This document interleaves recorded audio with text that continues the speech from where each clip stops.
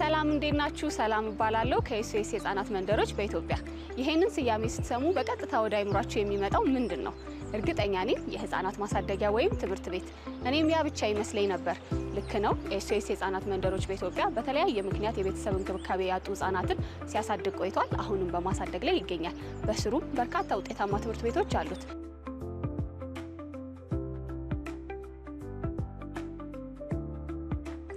ዛሬ ላይ ኤስኤስ የህፃናት መንደሮች በኢትዮጵያ በተለያዩ የቤተሰብና የማህበረሰብ ማጠናከሪያ ፕሮጀክቶች ላይ በሰፊው ተሰማርቶ በመስራት ላይ ይገኛል።